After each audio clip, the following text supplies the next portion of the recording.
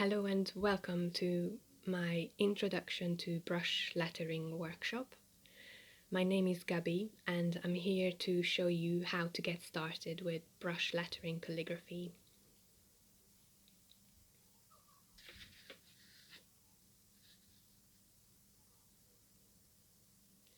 About calligraphy in general, I like to think that it's not a talent that we are born with. It's a skill, like learning a new language. You can learn calligraphy by practicing every day. I also find that brush lettering is one of the best ways to practice mindfulness. It's a very slow, very meditative hobby and art form that can help you focus and live in the moment while creating something beautiful.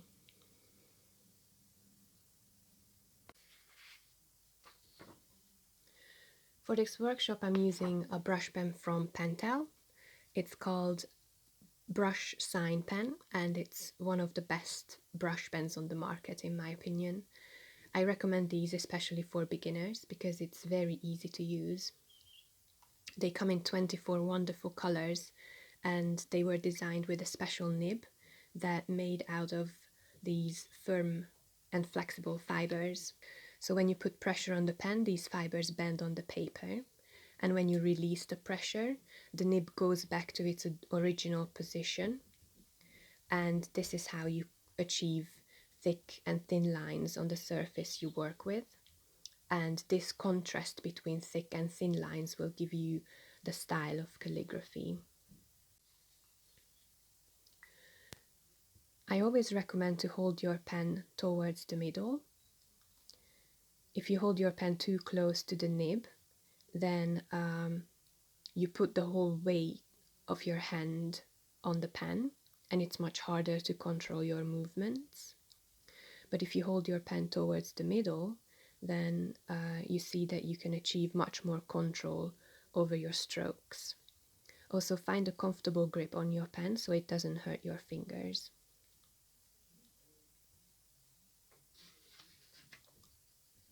Make sure you hold your pen at a 30 to 45 degree angle on the paper and never completely vertically like this. Otherwise you can't make the most of the flexibility of the nib. You can also achieve thicker lines by holding the pen in an angle. Experiment with different ways of holding the pen. I'm a lefty and it took me a while to figure out how to hold my pen correctly so I don't smudge when I'm writing. The way you hold your brush pen for calligraphy might be totally different from the way you hold your pen for your everyday cursive writing, so keep experimenting.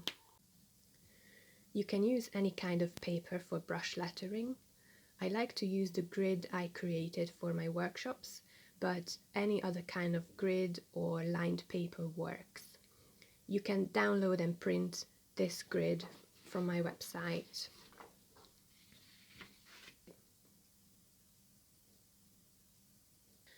Whatever paper you use, you have to keep in mind the 4 helplines that will help you create straight and evenly sized letters.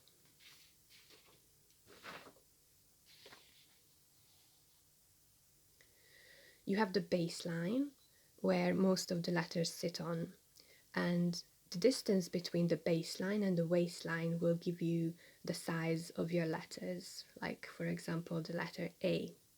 Of course there are letters that go below the baseline, like the letters G or Y, and they are called descenders, and they will go below the baseline all the way to the descender line. And letters that go above the waistline are called ascenders, and they go all the way up to the ascender line. So it's good to keep these lines in mind when you create something. Warm-up exercises are very important even for the most experienced calligraphers. If you're a beginner, you might experience a bit of shakiness and unevenness when you draw your first strokes, but that's very natural. Warm-up exercise will help you to build up your muscle memory, which means that at the beginning, You might need to focus on every single stroke you make, but after a lot of practice, you build up your muscle memory, and your fingers will remember these movements, and these movements and strokes will come as second nature. It's like teaching a new language to your fingers. You will get better and better after regular practice and daily exercises, and you will see how rewarding it is to see your own progress over time. Warm-up exercises are also important to get familiar with your tools, and if this is the first time you use this kind of brush pen, a warm-up exercise can help you to get you familiar with how it works and how the nib behaves and how the ink behaves on the paper. The most important rule of calligraphy is that all your downstrokes are thick and all your upstrokes are thin. So let's go ahead and practice some of these strokes. But be mindful about how you hold your pen and what angle, and pay attention to your strokes and see how much contrast you can achieve between thick and thin lines.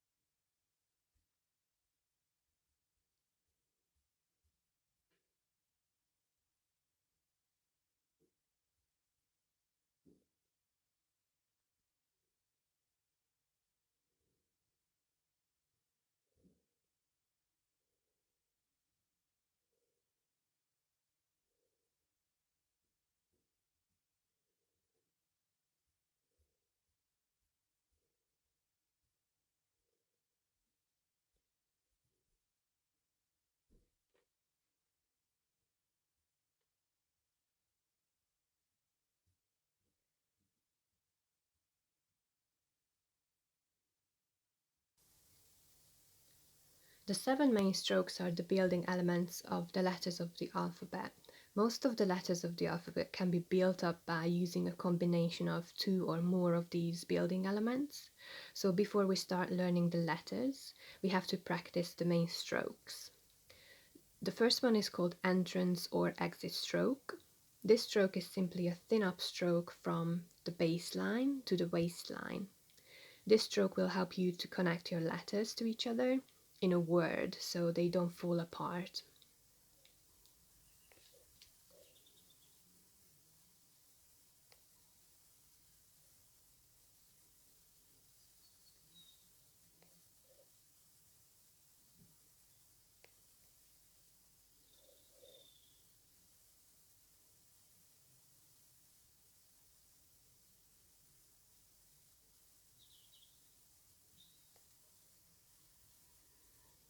The next one is called Overturn Stroke, and these are building elements for the letters such as M, N, or H.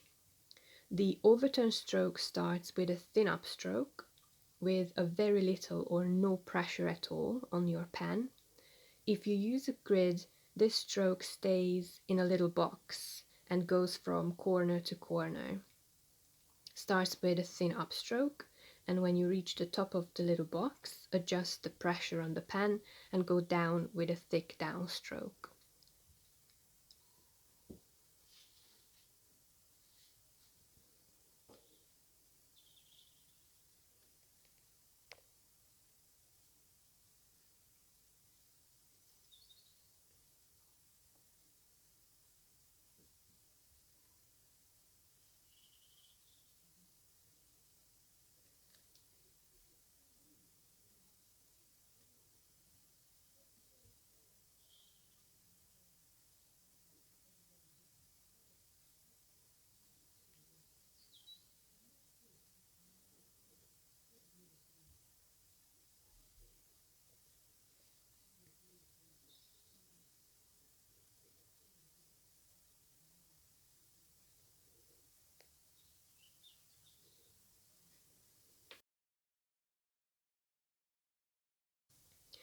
The next one is called Undertone Stroke.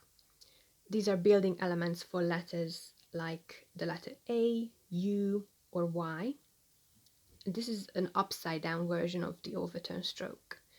This stroke starts with a thick downstroke all the way down to the baseline, and that's where you have to adjust the pressure from high pressure to low pressure and come up with a thin upstroke, also from corner to corner.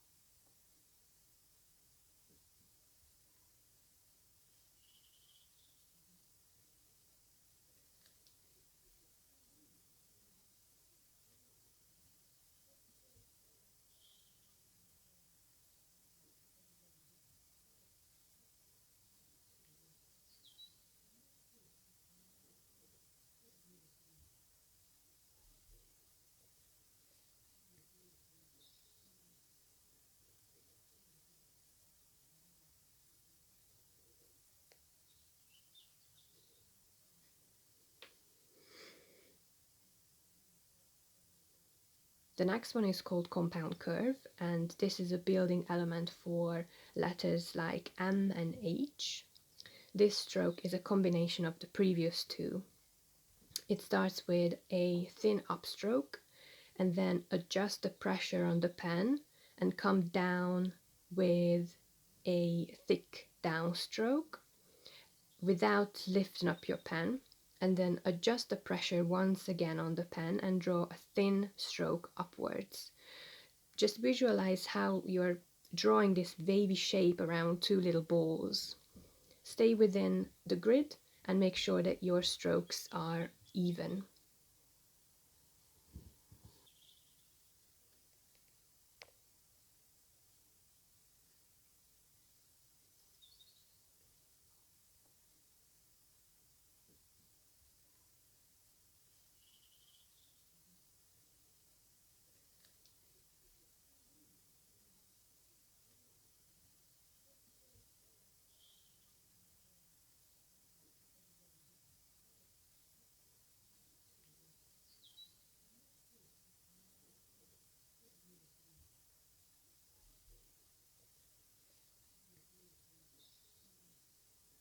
Ovals are building elements of the letters O, A, and G. Ovals start at 2 o'clock. So if you are using a grid, just imagine a clock inside the box of the grid and imagine where 2 o'clock would be. And that's the starting point. And then draw a little line anti-clockwise upwards, which means it has to be a thin line, and then round your stroke downwards with a thick stroke by putting pressure on the nib, and then when you reach the bottom of the box, round it back up with a thin upstroke and finish your circle at 2 o'clock.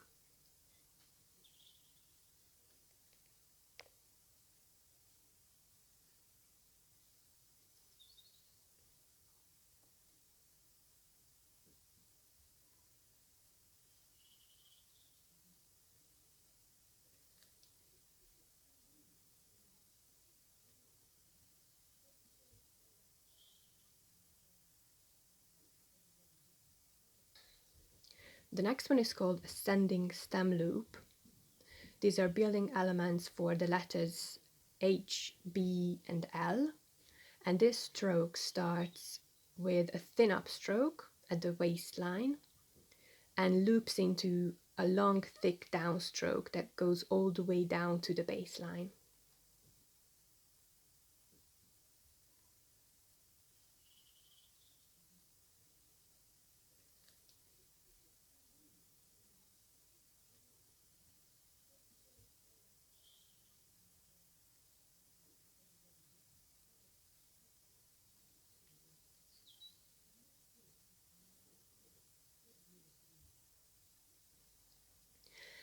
And the last one is called descending stem loop. This is a building element for the letters G, J, and Y.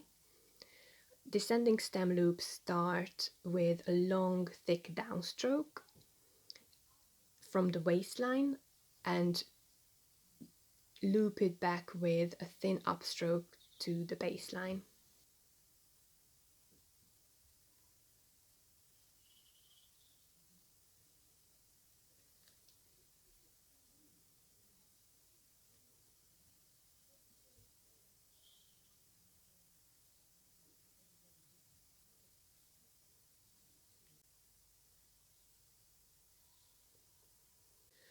The letter A builds up using 2 of the 7 main strokes.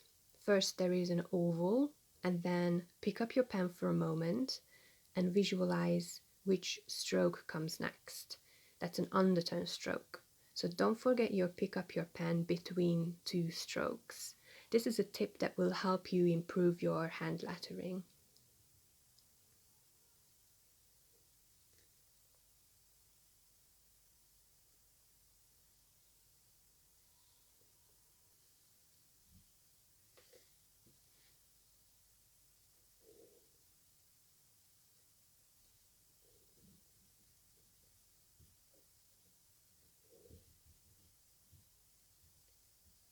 The letter B uses a combination of the ascending stem loop that is merged into an undertone stroke. You have to create this stroke with one go without lifting up your pen, and then add a little handle to it. This is just one way to draw the letter B. Here are some other examples that I like to use.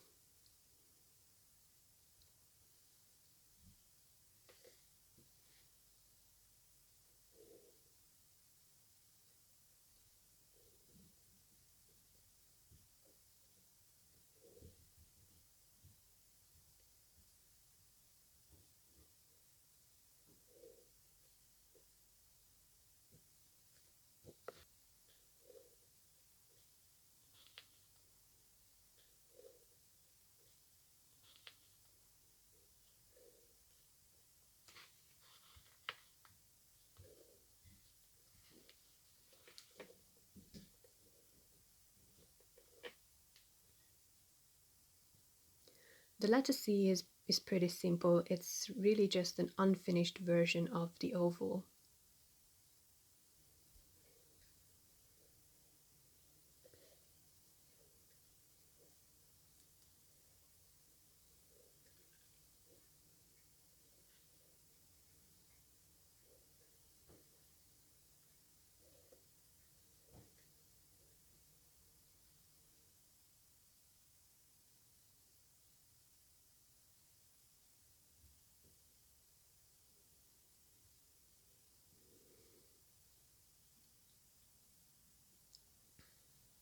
The letter D is a combination of an oval that goes first, and then pick up your pen for a moment, and then the second building element is the same that we used for the letter B, which is also used for the letter L.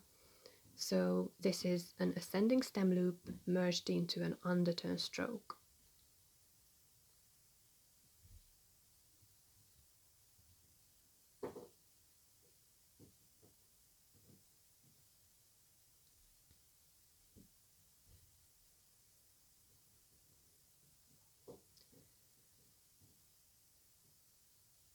The letter E is a version of the letter C.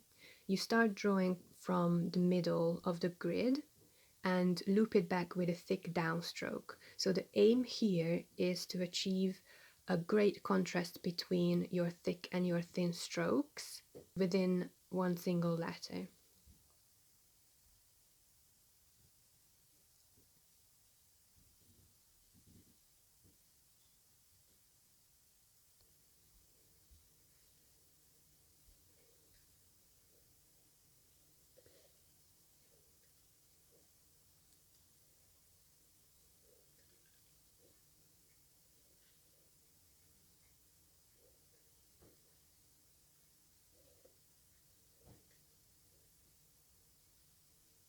The letter F is one of those exceptions that I was talking about. It comes in many fun shapes and forms.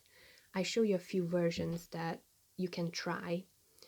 It starts with an ascending stem loop, and the bottom loop comes back with a thin upstroke.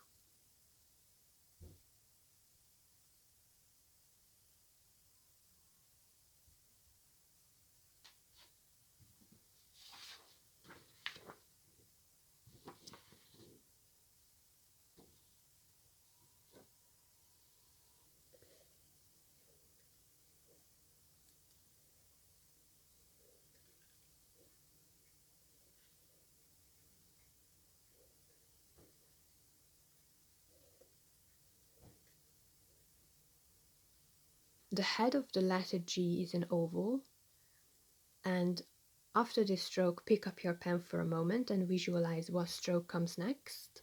The next is a descending stem loop.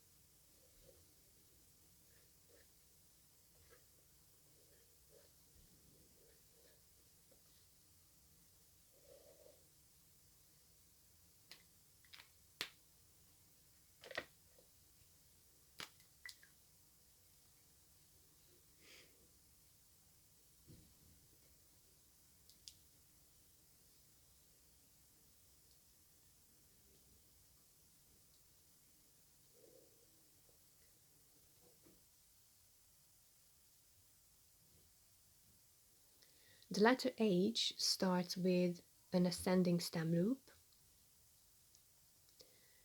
and that's one stroke.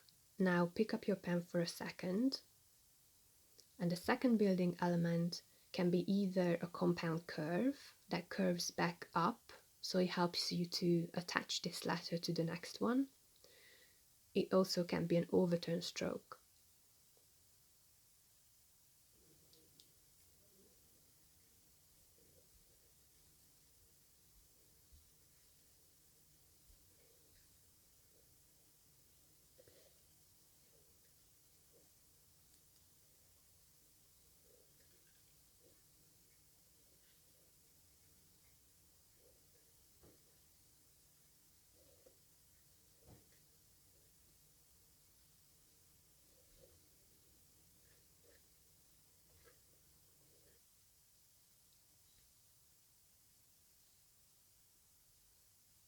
The letter I is simply an undertone stroke with a dot on it.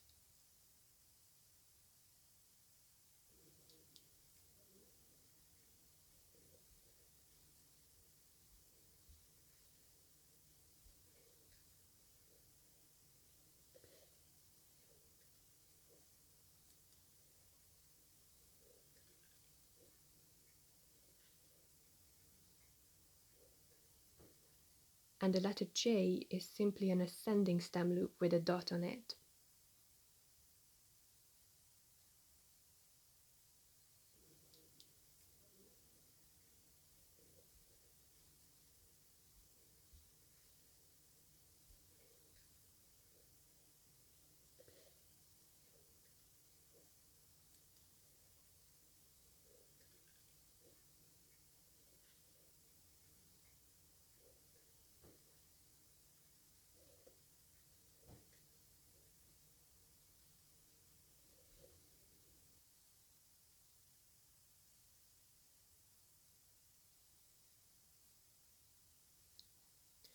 The letter K is one of my favorite letters. It starts with an ascending stem loop, and then pick up your pen and decide how you want to finish the letter. So there are different ways and different strokes that you can choose from. I show you some of my favorites.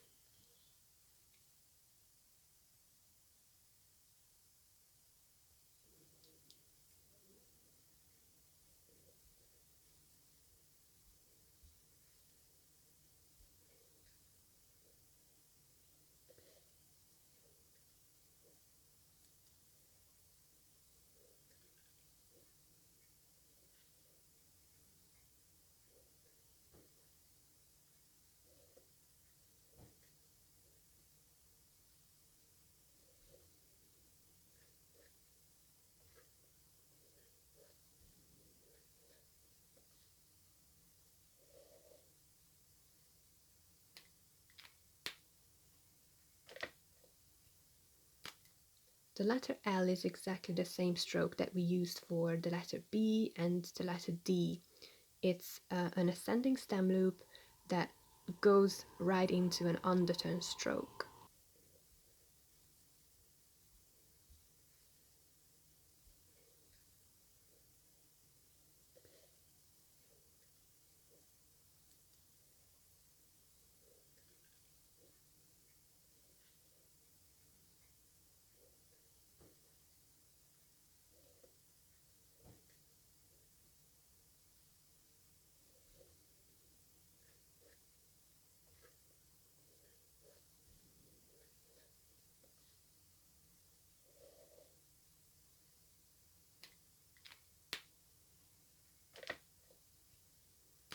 The letters M and N also can be drawn in many ways. It really depends on your taste and your style. You can either start with an entrance stroke or an overturn stroke and then add a compound curve. If you prefer, you can experiment with loosening up the strokes to achieve a different modern look.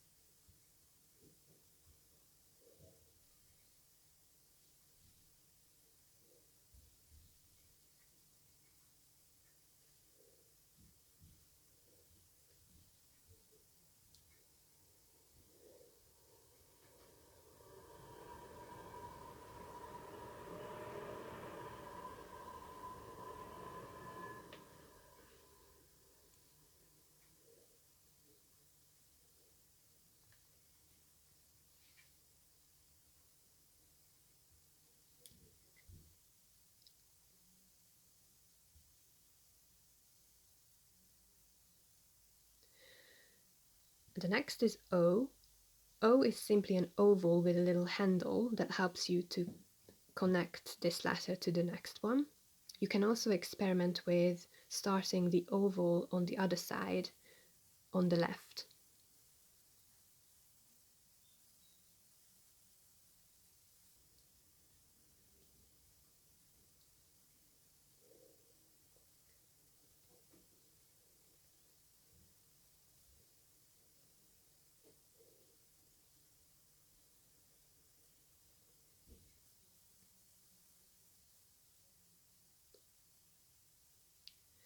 The letter P is one of my favorite letters because there are so many variations you can try. I'll show you some of my favorites.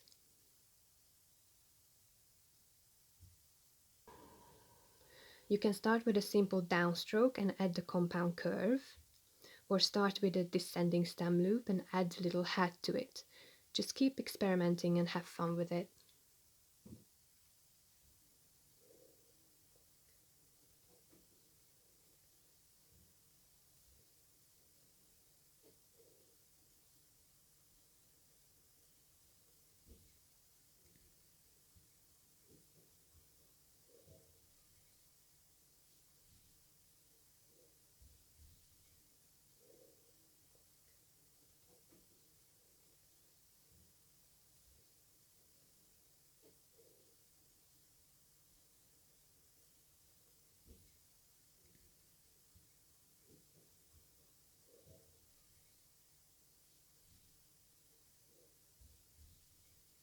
Q is an interesting one. I'll show you a version that I use. It starts with an oval, and I usually add a backwards descending stem loop to it.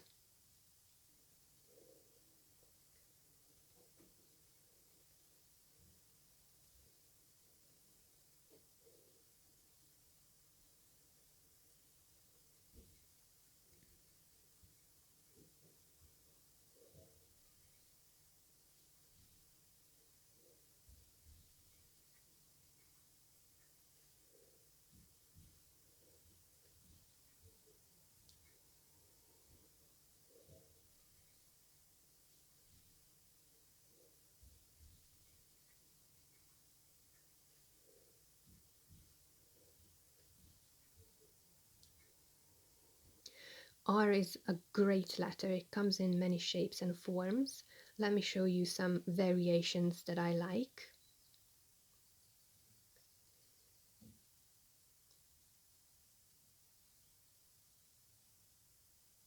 This is a very flexible letter, so keep trying, keep experimenting, try different versions and different looks.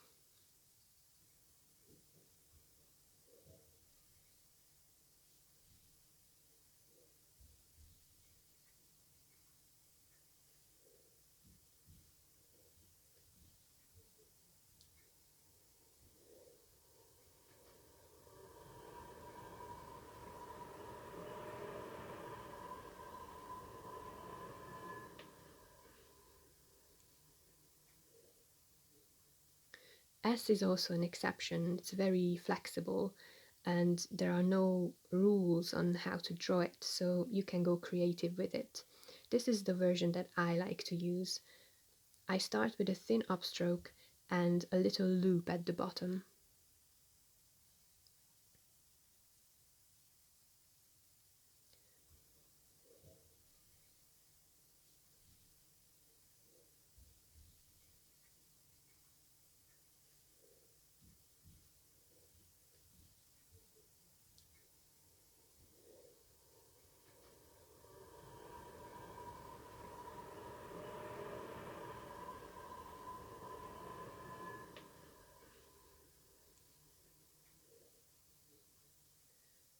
The letter T has nothing exciting about it really. It's a simple downstroke that goes into an undertone stroke, but you can spice it up with a fun crossbar. You can try different lines and shapes to personalize it.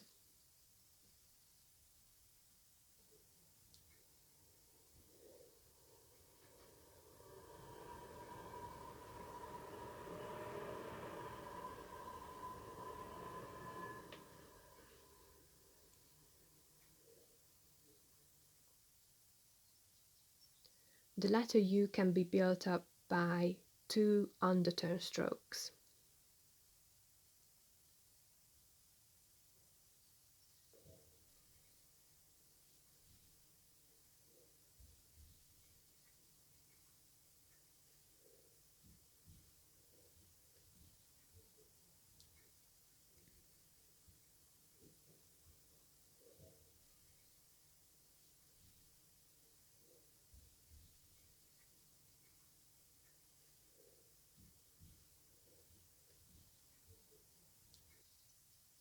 And the letter V is 1 undertone stroke with a little handle.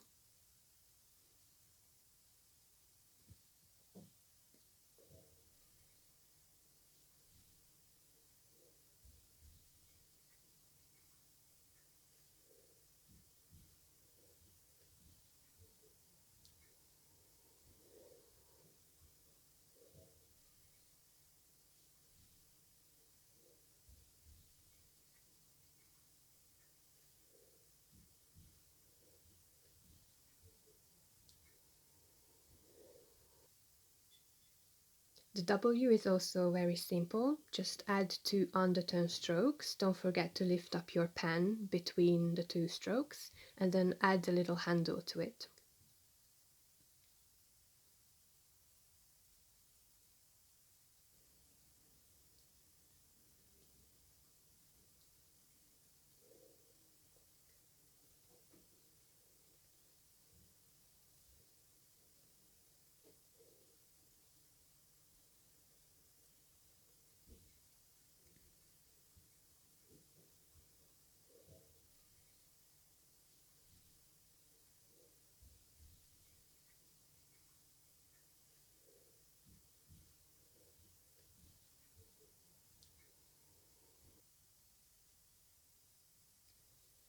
X is one of the tricky ones, so let me show you the version that I like to use. It's a thin upstroke and an undertone stroke, but feel free to experiment and come up with your own versions.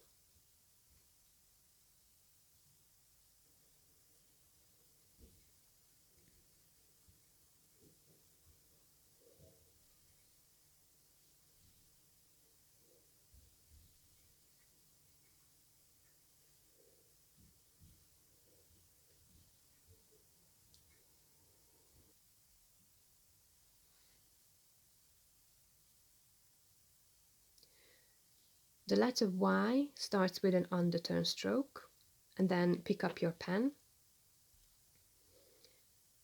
And then the second stroke is a descending stem loop.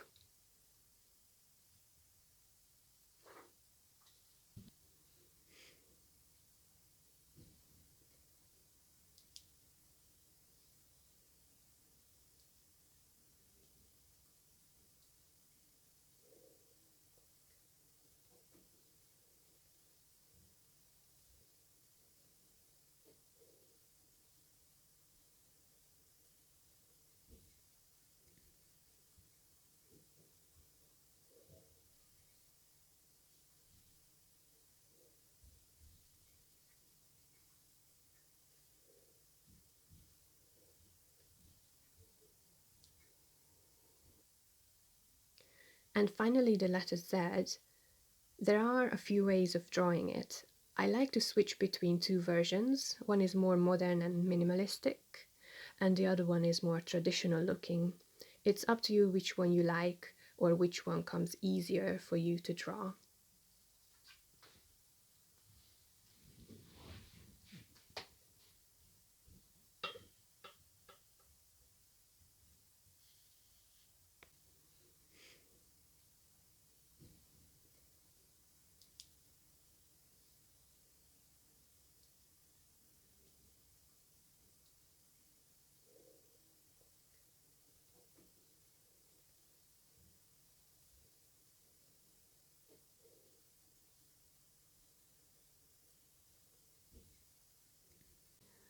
Flourishing means that you can add additional embellishments to your letters to make your lettering stand out. I'll show you a few simple ways that I like to do with the letters G, J, and Y. You can always use a pencil first and then go over the lines with a brush pen later.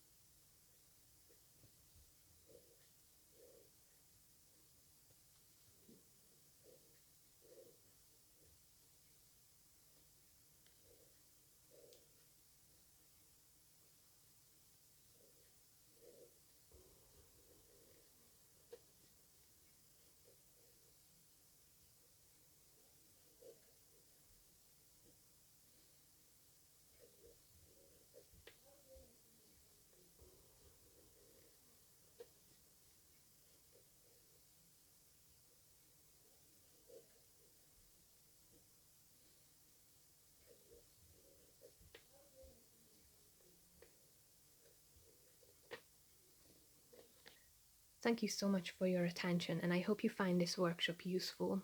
Keep creating and have fun with Pentel brush sign pens.